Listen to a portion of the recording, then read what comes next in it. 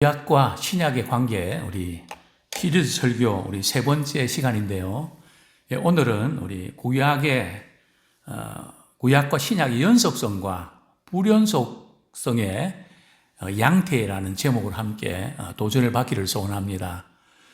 우리가 성경을 어떻게 하면 이렇게 보다 잘 알아갈 수 있을까, 잘 깨달아갈 수 있을까, 이렇게 고민하면서 구약과 신약의 이 관계에 대해서 지금 시리즈 설교를 하고 있는데요. 먼저 이렇게 우리 성경을 읽어 내려갈 때에 구약이 읽기가 쉬운가요? 신약이 읽기가 쉬운가요? 어떻습니까? 신약입니까? 구약입니까? 신약이 읽기가 쉽다 하는 그런 이제 이야기를 많이 하죠. 왜냐하면 신약이니까. 그죠? 근데 사실은 이제 구약은 뭐 역사적인 것, 또 조금 이렇게 또 문화라든지 어떤 그런 모든 부분에 좀 간격도 있고 또 좀 복잡하기도 하고 그래서 좀 어려울 수 있는데 사실은 우리가 읽기는 쉬울 수 있는데 우리 삶 속에서 적용하고 실천하기는 신약이 훨씬 더 어렵습니다. 그죠? 굉장히 신약은 굉장히 이렇게 함축적으로 표현되어 있거든요. 우리 내용도 보면 구약과 신약을 비교하면 어떤 것이 좀 실제적인 것 같아요. 뭐 실제적이고 추상적인 게 조금 표현이 그런데 구약과 신약 가운데 어떤 것이 실제적이죠? 신약이 실제적입니까? 구약이 실제적입니까? 구약이 실제적이죠. 신약은 단어 하나 이렇게 굉장히 함축적이기 때문에 사실은 굉장히 어렵습니다. 뿐만 아니라 실천하기도 어렵다고 말씀드렸는데 오늘 본문 같은 경우에 나중에 말씀드리겠지만은 우리가 살인하지 말라. 구약에서는 그저 살인하는 행위에 강조점을 두었더라면 오늘 예수님께서는 그저 미워하고 심지어 분노하고 욕하는 것까지 그건 살인이다. 그죠? 마음의 동기까지도 살피신다는 거죠. 이전에 말씀드렸죠. 어떤 식당에 가서 식사를 하고 있는데 아마 이렇게 술집이나 조금 몸을 파는 여인들, 여자분들 같았습니다. 뭐 이렇게 저는 어디 가더라도 좀 항상 설교 소스, 뭐 다른 소스가 아니라 이 설교 소스에 늘 촉을 곤두세우고 있으니까 그러더라고요. 교회도 가고 예수님을 믿고 싶은데 성경에 보면 이런 말씀이 있대. 마음으로라도 가늠한 사람 이미 가늠했대. 그래서 겁나서 나 교회 못 나가겠어. 그죠? 뭐 성경에 대해 아마 설교를 들었던 모양이죠. 마음이 있는 것까지 그까지 자신이 없다는 거죠. 실제로 그렇습니다. 어쨌든 이제 우리 구약과 신약을 우리가 이렇게 이해하는 데 있어서 먼저 구약과 신약의 관계에 대해서 먼저 말씀을 드리고요. 그 다음에 이제 구약과 신약의 5가지 유형을 가지고 오늘날 우리가 어떻게 적용할 것인가. 그 5가지 양태에 대해서 좀 말씀을 드리려고 하는데요. 성경은 통일성을 지닌 동시에 다양성이 있습니다. 그래서 사실은 성경은 풍요로운 하나의 말씀이죠. 저는 이제 상담을 많이 했기 때문에요. 성경이 우리 삶과 연결이 이렇게 되어 있을까요? 우리 삶과는 거리가 있는 걸까요? 어떻습니까? 어떤 분들은 성경은 우리 삶과 너무 동떨어진 것 같아요. 그래서 오늘 젊은이들 같은 경우는 시대적인 영향을 받아서 그런지 성경에서 말씀하고 있는 그 부분과 오늘의 우리의 문화와 이 부분 너무 차이가 있어서 성경을 좀 가까이 하는 것을 좀 이렇게 꺼려하는, 또 심지어 어떤 분들은 뭐 성경 말씀대로 그렇게 살 수가 있나 그러면서 말씀은 좋지만 그냥 그렇게 살 수 없는 것처럼 비껴나가는 경우도 볼 수 있거든요. 저는 신앙은 다른 게 아니고요. 우리는 감정도 있고 의지도 있고 뭐 지성도 있지 않습니까? 우리가 신앙생활 할 때에 늘 결정하고 판단해야 되잖아요. 그럴 때 내가 지금까지 살아온 어떤 감정, 기분, 기질의 영향을 우리가 받곤 하죠. 그럼에도 불구하고 하나님의 말씀이 생각이 나서 말이죠. 하나님께서 이렇게 말씀하셨지? 말씀의 통제를 받을 수 있는, 그죠? 말씀이 내 발의 등이고 내 길의 빛이 될 수 있는 그런 단계에 나아가기를 소원합니다. 그죠? 그래서 말씀이 딱 떠오르면 하나님께서 이 말씀 이렇게 주셨는데 내가 그 말씀에 그대로 반응해야지. 막 화가 나고 막 복수하고 싶고 욕하고 싶고 막 그럴 때도 하나님의 말씀이 떠오르면 원수를 이렇게 욕으로 갚지 마라. 말씀이 딱 떠오르면 그 말씀에 이렇게 브레이크가 걸리고 말이죠. 사이드 브레이크 걸리는. 그런데 어떤 분들은 신앙생활을 많이 했지만 화가 나고 당하고 이러면 말씀이 하나도 생각이 안 나는. 말씀이 떠야 되거든요. 성령님께서 우리의 말씀을 떠오르게 해주시거든요. 근데 사실은 성경은 이렇게 제가 상담을 하면서 늘 만날 때마다 기도하죠. 하나님, 오늘 누구 만나는데 무슨 말 해야 될지 가르쳐 주세요. 근데 성경의 창세기부터 요한계시록에 보면 말이죠. 역사적인 부분도 있지만 거의 대부분은 삶에서 일어나는 사건들입니다. 그게 굉장히 실제적인 거예요. 그죠? 제가 상담을 하면서 느끼는 그 부분들이 그때마다 저는 상담이 다른 게 아니거든요. 기도하면서 쭉 이야기 들어주고 하나님의 말씀을 이렇게 전해줍니다. 우리 하나님께서 이렇게 말씀하셨거든요. 이 말씀 붙잡고 한 줄 동안 승리하시면 참 좋겠습니다. 어떤 분은 불면증도 이 말씀 붙잡고 한번 약 드시지 말고 한번 주무세요. 그럼 어떤 분들은 이제는 약 안 먹고 말씀 묵상하는데 스르르 잠이 와서 제 이제는 불면증에서 자유함 얻었어요. 왜요? 이 말씀 처방이 대단한 거거든요. 그래서 말씀이 생각나는. 또 설교 들을 때요. 말씀을 이렇게 들으면서 저게 뭔 소리지? 이런 경우도 있지만 목사님이 말씀을 전하면 그 비슷한 말씀이 또 같이 연결이 탁 되는 연결 횟수가 많아지는 것은 우리가 그 신앙생활이 그만큼 말이죠. 성장한다는 거거든요. 그 말씀이구나. 또 내가 알고 있는 말씀과 딱 연결되면서 거미줄처럼 말이죠. 연결되는. 그죠? 그래서 성경은 통일성이 있고 다양성이 있다는 겁니다. 구약 성경과 신약 성경은 사실은 예수 그리스도를 통한 구원의 놀라운 계획들이 구약도 그렇고 신약도 그 부분을 다루고 있거든요. 구약은 우리 잘 아는 대로 이제 오실 메시아를 다루고 있고 신약은 오신 메시아를 다루고 있죠. 즉 예수 그리스도를 통해서 이제 하나님의 나라가 이루어진다는 것을 우리에게 보여주고 있는데요. 그렇습니다.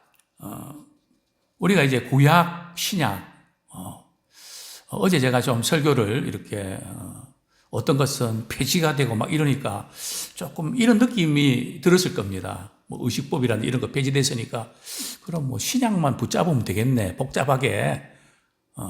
그렇지 않습니다. 구약이 너무너무 중요하거든요. 어떤 점이 중요한가 하면 저는 이렇게 표현하고 싶습니다.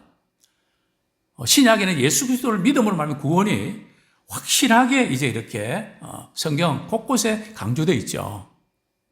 그러면 믿음의 사람들은 믿는 자답게 살아내야 되잖아요.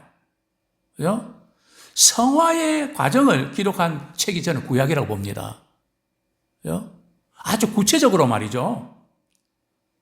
물론 어떤 시대적인 그 부분은 조금 설명될 부분이 있는데요. 아주 구약 성경은 아주 구체적입니다. 제가 이제 이전에 쇠마 교육 이렇게 제가 받으면서 책도 많이 샀거든요. 뭐 유대인의 성교육, 아이들 뭐 이렇게 교육. 제가 이제 유대인들의 그런 교육을 이렇게 보면서 그분들은 주로 이제 율법, 구약 성경을 믿고 있잖아요. 제가 깜짝 놀랐던 것은 말이죠. 우리 신앙생활은 너무 추상적이다. 너무 좀 막연하다.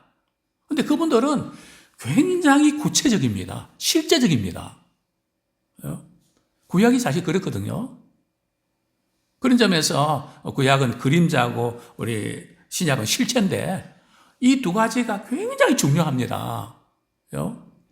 그래서 하나님의 그 말씀, 어떤 때는 우리가 구약의 율법책을 읽으면 막 우리 죄가 이렇게 부끄럽고 그러면서 우리는 예수 그리스도의 보혈의 사건, 구속의 사건의 절실함을 깨닫고 그 은혜를 힘입게 되죠.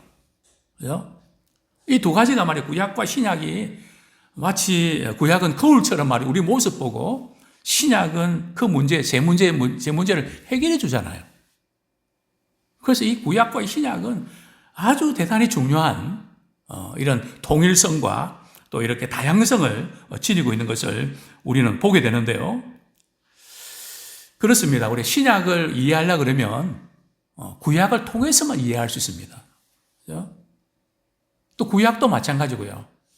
구약에 예언된 부분들이 신약에 성취되는, 그것을 우리가 이렇게 대조하면서 보면 정말 놀랍죠.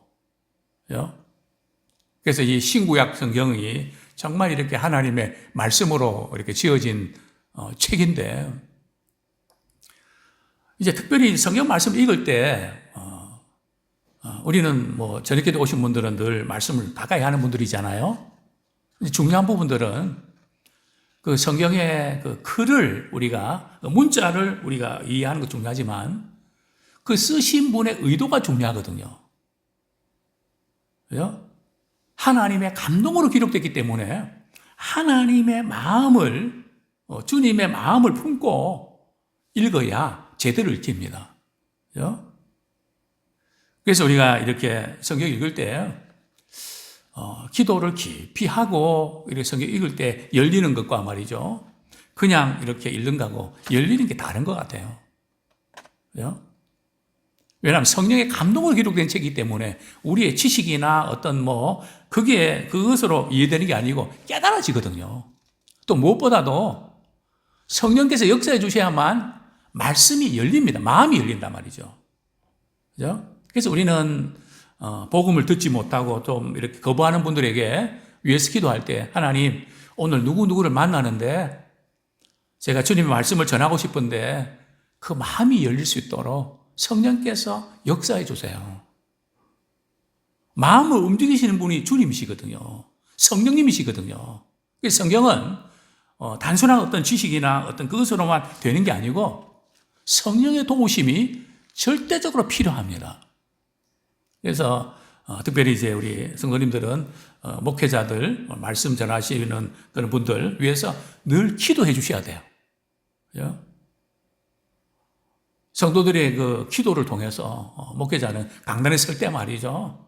성령께서 도우시는 그 은혜를 힘입고, 그죠? 말씀 선포할 때 말이죠.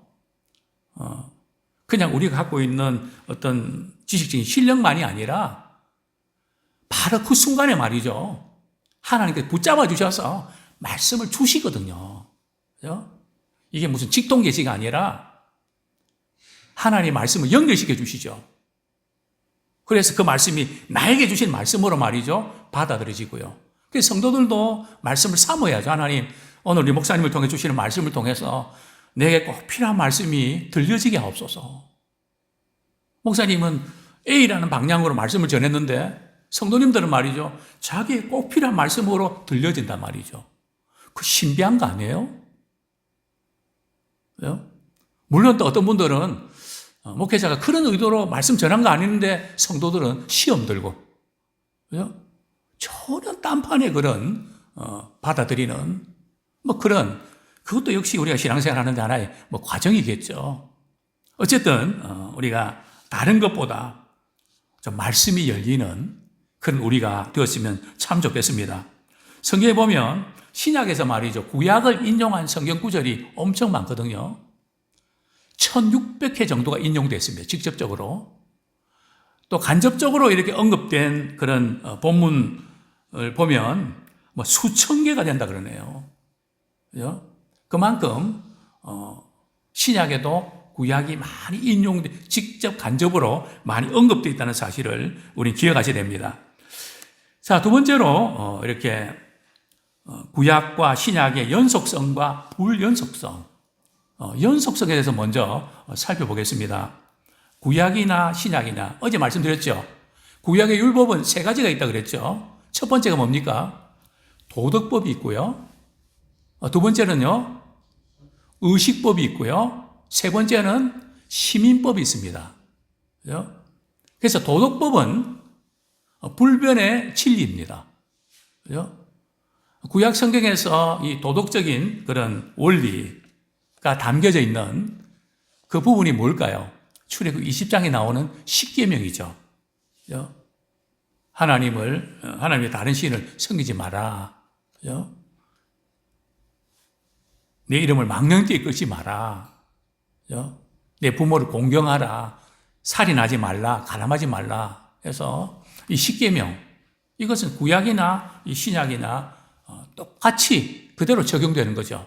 이 도덕법은 그대로 이렇게 적용되는 그런 부분들입니다. 인간 생활의 보편적인 도덕법이죠. 이 부분들은 구약이냐 신약 이렇게 해서 계속 우리가 순종해야 되죠. 그 다음에 불연속성. 우리 어제 말씀 잠깐 드렸는데 우리 출애굽기 21장을 보겠습니다.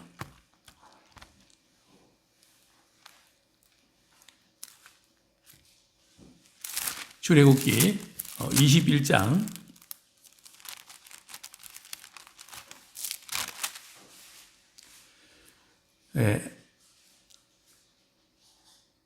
1절부터 우리 한 3절까지만 우리 5절, 6절 한번 같이 읽겠습니다. 키 뚫는 거 한번 보죠. 출애굽기 21장 5절, 6절 시작. 만일 종이 분명히 말하기를 내가 상전과 내 처자를 사랑하니 나가서 자유인이 되지 않겠노라 하면 상전이 그를 데리고 재판장에게로 갈 것이요 또 그를 문이나 문설주 앞으로 데리고 가서 그것에다가 송곳으로 그의 귀를 뚫을 것이라. 그는 종신토록 그 상전을 섬기리라. 자, 귀 뚫는 것에 유리가 나오죠. 나는 영원히 당신의 종이 되겠습니다. 그 표시로 귀를 뚫었거든요. 이런 그 종의 이 귀리 같은 부분들은 이제 그 시대에, 그죠? 지금은 또 세계 어떤 나라들은 물론 종이 있지만 이 종의 이 법은 그 시대의 한정적인 그런 이제 의미가 있죠. 물론 그 가운데서도 도덕법의 원리들은 아무 소용이 없다 그건 아닙니다. 그 가운데 중요한 그런 원리들, 그 부분들은 우리가 신경을 써야 되지만 이 규례 같은 부분들은 이제 우리가 이렇게 지금의 시대에서는 좀 다르게 적용하죠. 아마 첫째 날인가요? 눈썹 그리는 거, 그 성경적으로 괜찮나요? 문신하지 말라 그랬는데, 예? 칠하지 말라 그랬는데, 그죠? 그걸 어떻게 받아들여야 됩니까? 제가 유래를 말씀드렸죠. 당시에 문신은 바로 이방인들의 우상숭배 예식이었습니다. 성경은 철저하게 우상숭배의 영향을 받을 만한 그런 것들은 행동은 옷이든지 이렇게 아름다움을 가꾸는 거라든지 또 심지어 음식물 먹는 거라든지 그 우상숭배의 영향을 받을 수 있는 것은 금했죠. 그죠? 그래서 당시에 이제 이 문신, 이 부분이 오늘날은 우상숭배를 위해서 눈썹 그리나요? 그건 아니죠. 그죠? 그런 이제 적용할 때 실제로 어떤 분이 물으셨거든요. 목사님, 제가 마음 먹고 하려고 했는데요. 성경 읽어보니까 너희는, 문신을 하지 마라, 뭐, 그것 때문에 안 하고 왔어요. 목사님, 이거 어떻게 해야 돼요? 물었습니다. 그죠? 그러나 이 법은 그 시대적인 그런 제한적인, 그죠? 그리고 어제 그런 말씀, 어젠가요? 그저께 그 말씀 드렸죠? 지금 시대에 말이죠. 뭐, 이렇게, 다른 종교의 말이죠. 그 이렇게 절하는 그런 불상에 이런 것들 막 깨트리고 뭐 이러면 되나요? 성경에 보면 사사기에 나오잖아요. 누가요? 기도원이 말이죠. 그죠? 막 그냥 발신 상들을 막 그냥 부수고 말이죠. 동네가 난리가 나지 않습니까? 어떤 분이 그 장면을 보고 말이죠. 하나님께서 너도 그렇게 해라. 막 동상 깨트리고 막 이러면 되나요? 우리는 항상 그 이스라엘이 말이에요. 신정국가의 체제에서 이루어진 그걸 염두에 두셔야지. 지금은 우리나라는, 많은 나라는 신정국가가 아니잖아요. 그죠? 예를 들어서 부모를 말이죠. 욕하고 때리면 돌로 쳐 죽이라. 오늘날 그렇게 하면 되나요? 아니죠. 그죠? 이제 이런 부분들, 이게 이제 일종의 시민법에 속하는데요. 그 다음에 이 복수하는 거 이제 말씀드렸죠. 우리 한번 어제 혹시 못 오신 분들을 위해서 한 번 더 이렇게 읽겠습니다. 출애굽 21장 23절부터 25절까지 한번 같이 읽겠습니다. 시작. 그러나 다른 해가 있으면 갑되 생명은 생명으로, 눈은 눈으로, 이는 이로, 손은 손으로, 발은 발로, 된 것은 된 것으로, 상하게 한 것은 상함으로, 때린 것은 때림으로 갚을지니라. 그죠? 오늘날도 똑같이 그렇게 갚으라는 뜻일까요? 이자 문제도 마찬가지고요. 그래서 이런 여러 가지 성경에서 언급되어 있는 이런 말씀들이 우리가 적용할 때, 오늘날 적용할 때는 신중해야 되고, 그죠? 또 이 부분들을 잘 살펴야 된다는 것 제가 말씀을 드렸습니다. 뿐만 아니라 우리 성막, 또 이제 성소 건축하는 거, 그리고 음식물, 먹지 말아야 될 거, 그죠? 안식교 같은 경우는 성경에 있는 그대로 먹지 말아야 될 것은 먹으면 안 된다. 물론 어떤 분들은 건강상의 문제로 안 먹는 게 좋겠다 하는 이야기도 하는데 그 부분은 제가 잘 모르겠는데요. 먹지 말라는 것은 바로 이렇게 우상숭배 영향 때문에 이제 금했던 거죠. 그죠? 왜냐하면 베드로가 말이죠. 환상을 보잖아요. 그죠? 환상 가운데 나타나는 것이 구약에 보면 먹으면 안 되는 것들이 있었거든요. 근데 하늘에서 소리가 들렸죠. 베드로에게 말이죠. 잡아 먹으라고. 한 번도 이런 거 먹지 않았는데, 그죠? 제가 어떻게 먹습니까? 그죠? 바로 그런 부분들, 물론 이제 이방인에게 복음이 전해지는 그 부분으로 이렇게 하나님께서 또 역사하셨지만, 이 먹는 문제, 하나님께서 깨끗하게 한 것을 금하지 마라. 좀 다른 것을 보게 되죠. 자, 어쨌든 이제 세 번째로는 대체된 것입니다. 그죠? 구약 시대의 그런 제사가 이 제사들은 폐지됐죠. 그죠?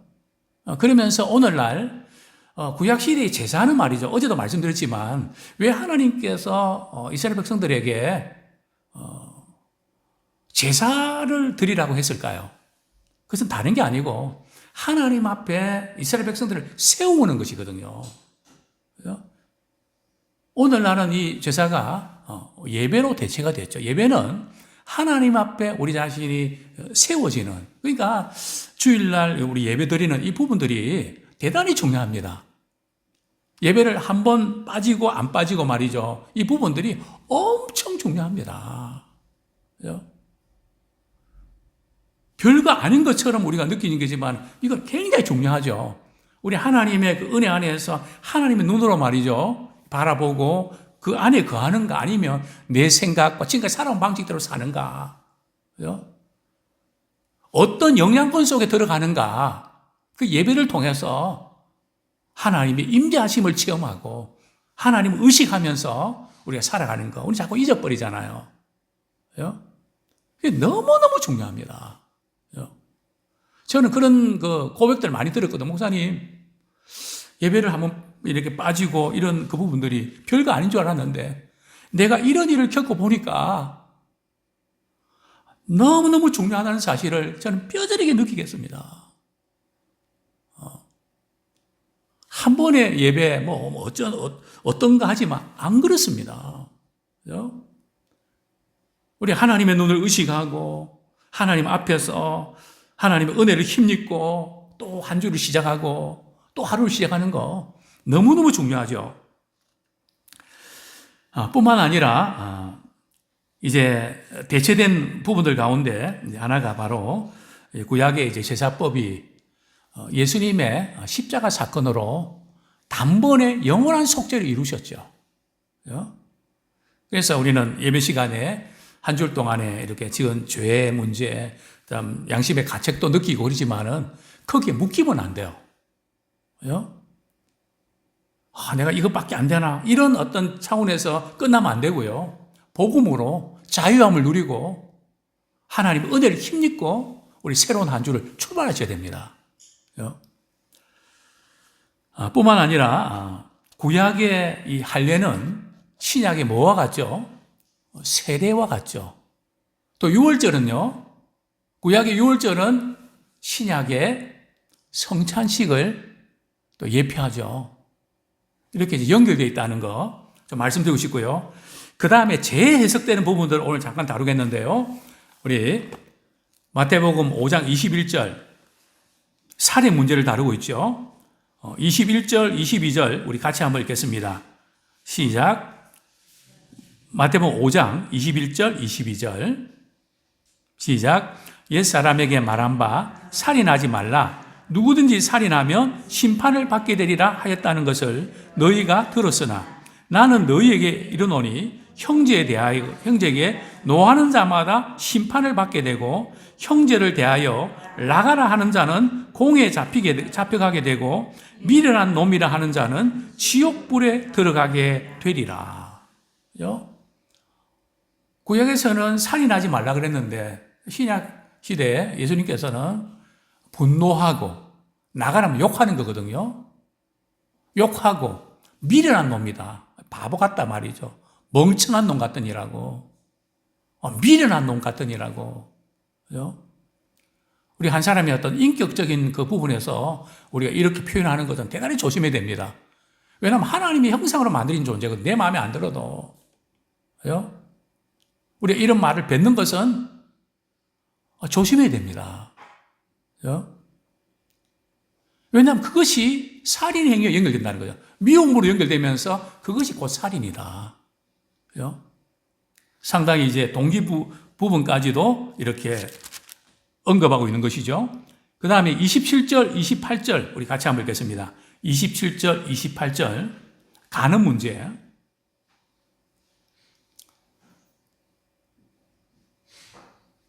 시작. 또 간음하지 말라 하였다는 것을 너희가 들었으나 나는 너희에게 이르노니 음욕을 품고 여자를 보는 자마다 마음에 이미 간음하였느니라. 이제 보고 음욕을 품는 자마다 마음에 간음했다.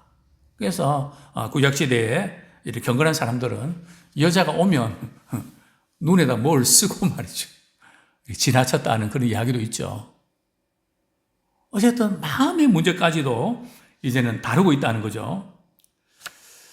예, 그리고 이제 원수의 우리 38절 한번 보겠습니다. 38절, 39절 서로 이제 이렇게 그 악한 자를 대적하지 말라 하는 부분인데요. 같이 읽겠습니다. 시작. 또 눈은 눈으로 이는 이로 갚으라 하였다는 것을 너희가 들었으나 나는 너희에게 이르노니 악한 자를 대적하지 말라. 누구든지 내 오른편 뺨을 치거든 왼편도 돌려대며. 그죠? 이 악한 자에 대해서 보복하고 싶을 때, 그죠?